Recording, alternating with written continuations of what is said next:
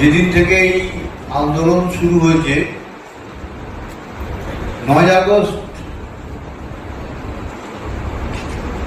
বিকালের 5-6টার আগে কোনো লোক বিষয়টা সম্বন্ধে কোনো রকম তথ্য জানতে পারেনি।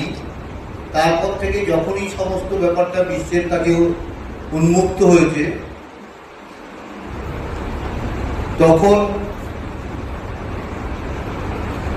যারা আমাদের পাশে এসে দাঁড়িয়েছেন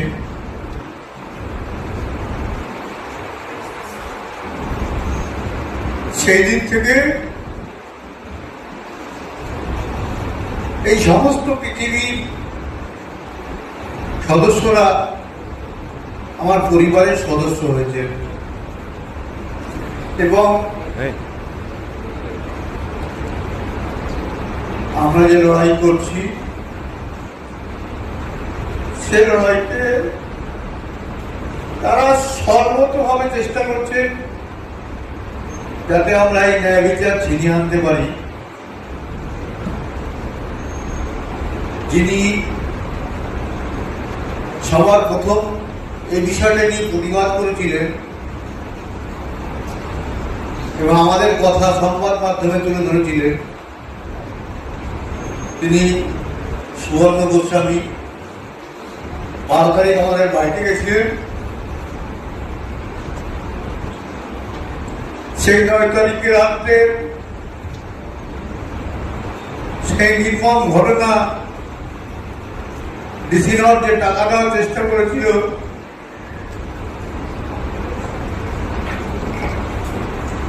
সেটা এই সুবর্ণবাবুই সাংবাদিক আমাদের মুখ থেকে শুনে সংবাদ মাধ্যমে প্রথম প্রকাশ করেছিলেন এবং তার পরিবর্তে তার পরবর্তীকালে আমাদের অনেক রকম এই ব্যাপারটা নিয়ে অনেক চাপ সহ্য করতে হয়েছিল।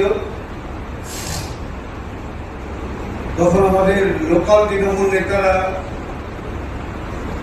আমাদের লোকাল আইসি সবাই আমাদের একটা ঘেরা টোপের মধ্যে রাখার চেষ্টা করতো এবং আমরা যাতে এগোতে না পারি কোন রকমে ব্যাপারটা যাতে আস্তে আস্তে থিতিয়ে যায় সেই চেষ্টা করেছিল, কিন্তু থিতিয়ে যায়নি। সারা পৃথিবী আমাদের পাশে এসে দাঁড়ায় এবং আমাদের এই ন্যায় বিচারের যে দাবি আমাদের, তারাও সেই ন্যায় বিচারের দাবিটাকে নিজেদের দাবি বলে মনে করে। তার জন্য সত্যি আমি সবার কাছে কি বলবো, কৃতজ্ঞ।